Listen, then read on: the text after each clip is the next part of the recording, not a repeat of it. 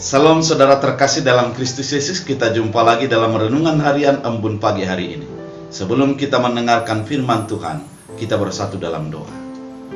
Damai sejahtera Allah yang melampaui segala akal dan pikiran, itulah yang memelihara hati dan pikiranmu dalam Kristus Yesus Tuhan.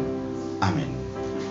Firman Tuhan untuk kita dari 1 Korintus 3 ayat 7 dalam bahasa Batak Angkola dikatakan, Harani i no porlu nada na namanano sangat nama nyiram, tapi debata napa tubuh honido dalam bahasa Indonesia. Karena itu yang penting bukanlah yang menanam atau yang menyiram, melainkan Allah yang memberi pertumbuhan.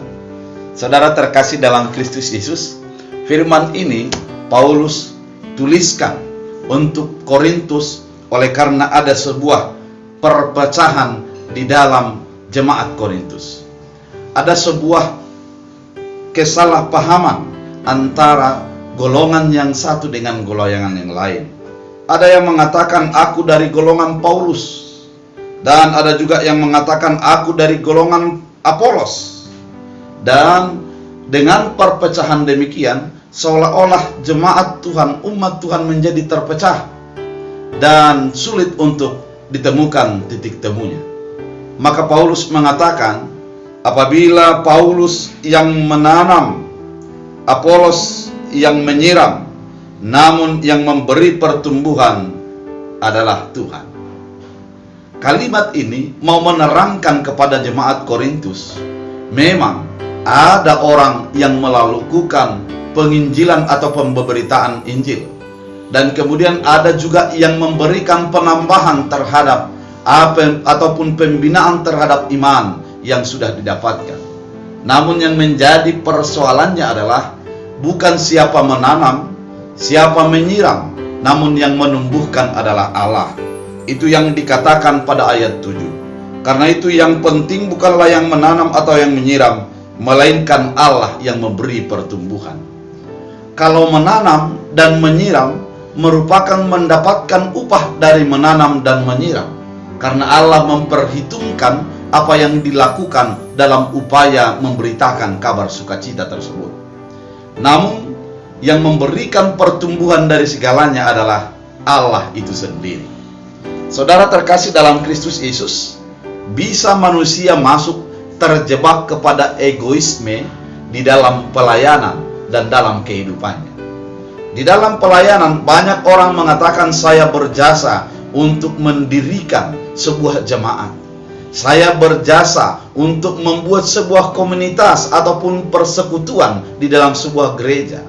Kemudian ada orang merasa bahwa memang engkau yang berjasa untuk menanam, namun akulah yang menjadi merawat sehingga menjadi besar dan bertumbuh dengan baik.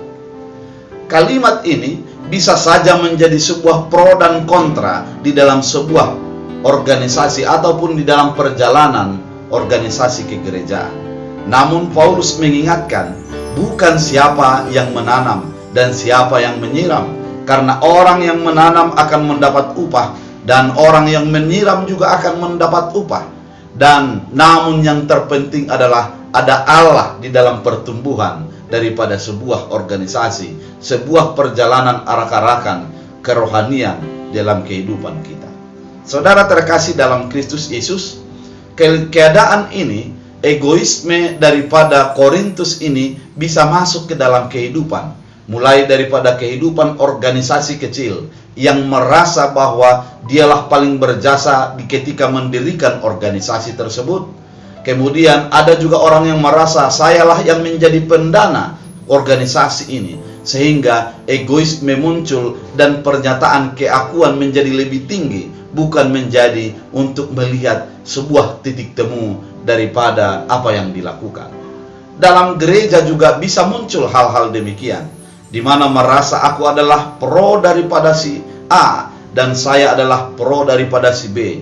Ketika si A menjadi menang, maka dia akan melakukan sebuah terobosan lebih baik. Namun ketika si B menjadi pemenang, dia akan melakukan terobosan yang lebih baik. Namun yang terpenting dari segalanya, ketika ada orang yang menanam, ada orang yang menyiram, di mana ada saling melengkapi di dalamnya, ada Tuhan yang menumbuhkan. Itulah yang perlu diingat di di dalam sebuah perjalanan organisasi kerohanian dan organisasi-organisasi yang lain. Hilangkan egoisme yang menyatakan keakuan, namun lihatlah Tuhan yang berjalan untuk menuntun, mengarahkan kepada kebaikan di dalam sebuah perjalanan kehidupan kita. Dalam rumah tangga bisa saja juga terjadi egoisme antara suami dan istri, di mana masing-masing merasa lebih berjasa di dalam sebuah rumah tangga, yang menjadikan perpecahan di dalam rumah tangga tersebut. Namun ketika kedua-duanya melihat bahwa ada Tuhan yang campur tangan untuk memberikan sebuah jalan keluar di dalam segala pergumulan rumah tangga itu, maka Tuhanlah yang menjadi diutamakan, dan persaingan ataupun kompetisi di antara kedua belah pihak akan dihilangkan. Saudara terkasih dalam Kristus Yesus, memang Paulus yang menanam, Apolos yang menyiram, namun Tuhanlah yang menumbuhkan. Demikian kehidupan kita, menyadari kalau Tuhan hadir di setiap langkah-langkah kehidupan. Oleh karena itu, mari tetap muliakan Tuhan dan pujilah Dia di dalam setiap tingkah dan laku kehidupan kita. Tuhan Yesus memberkati kita bersatu dalam doa. Terima kasih Tuhan, melalui firman pada saat ini kami diingatkan agar menghilangkan keegoismean kami masing-masing, menghilangkan keakuan, dan melihat karya Tuhan yang bekerja untuk mendatangkan kebaikan bagi kehidupan kami. Tuhan Yesus yang baik, jadikan kami melihat campur tangan Tuhan yang turut bekerja untuk mendatangkan kebaikan di dalam setiap kehidupan rumah tangga dan setiap perjalanan organisasi di mana kami tinggal. Terima kasih Bapa. Biarlah firman menjadi berakar, berbuah, bertumbuh dalam kehidupan kami. Dalam Kristus Yesus. Amin. Tuhan Yesus memberkati.